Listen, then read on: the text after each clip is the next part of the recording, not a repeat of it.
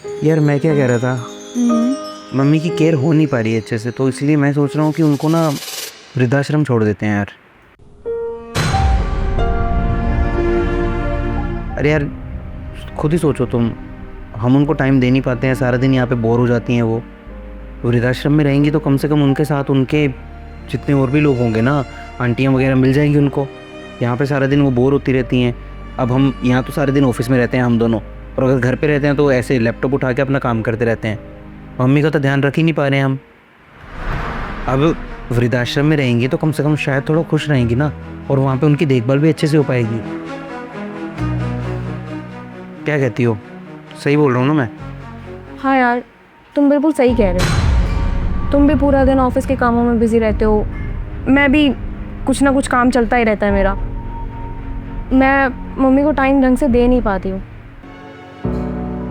मेरे पास ना एक आइडिया है, क्यों ना मैं अपनी जॉब छोड़ देती हूँ।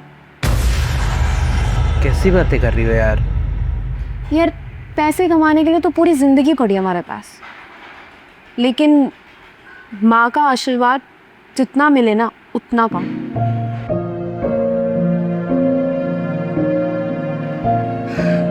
और एक बात बताऊं, उनके लिए ना हमारे पैसों से ज़्यादा हमारा साथ ज़रूरी है। और अगर मैं जॉब छोड़ भी दूंगी तो ऐसा खास नुकसान नहीं होगा हमारा। तुम अच्छा खासा कमा लेते हो, ऐसी कोई कमी नहीं है हमारे पास।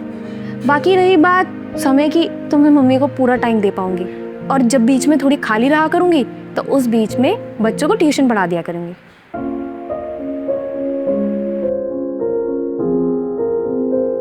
इससे मम्मी जी की देखभाल भी हो जाएगी और थोड़े बहुत पैसे भी कमा लूंगी मैं।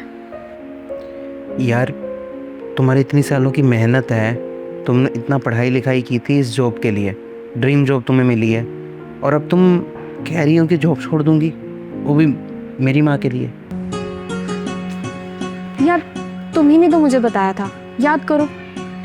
तुमने मुझे बोला था ना कि बचपन में जब तुम्हारे पापा नहीं रहे थे तो तुम्हारी मम्मी ने घरों में काम करके तुम्हें पाला पोसा, इतना बड़ा किया।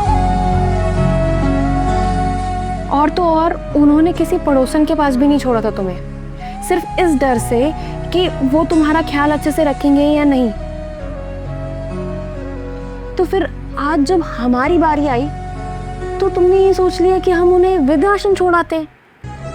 यार ये तुम बात सोच भी कैसे सकते हो? लेकिन मैं इतना बता देती हूँ कि हम मम्मी को कहीं नहीं भेज रहे हैं, हम मम्मी को अपने घर में रखेंगे, मैं उनका ख्याल रखूंगी। अरे मेरा इंटेंशन वो नहीं था बोलने का यार। यार मुझे नहीं पता कि तुम किस सेंस में बोल रहे हो, लेकिन तुमने उसमें से सिर्फ एक बात बिल्कुल सही कही कि हम उन्हें टाइम नहीं दे पाते। तो मैंने डिसाइड किया कि हम उन्हें कहीं नहीं भेज रहे हैं, हम उन्हें यहीं रखेंगे और मैं उनका ख्याल रखूंगी। मैं अपनी जॉब छोड़ने के लिए तैयार हूँ और मैंने फैसला ले लिया है कि मैं उनका ख्याल अच्छे से रखूंगी। अब पूरा टाइम दूंगी मैं उन्हें। लेकिन यार मैं क्या कह रहा था कि यार तुम कुछ भी कहो, लेकिन मैंने फैसला ले लिया कि मम्मी जी हमारे साथ रहेंगी हमेशा।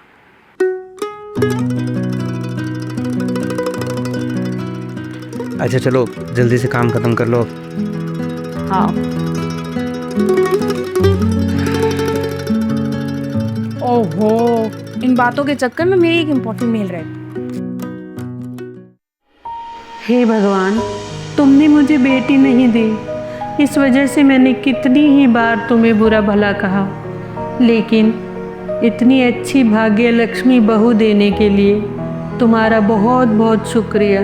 मैं तुम्हारा कैसे आभार प्रकट करूं, मुझे समझ नहीं आती। ज़रूर मैंने कोई पुण्य किए होंगे, कोई अच्छे कर्म किए होंगे, जिसकी वजह से मुझे इतनी अच्छी बेटी के रूप में बहू मिली है। इस तरह की बहू को पाके, इतनी अच्छी बहू को पाके मेरा जीवन सफल हो गया।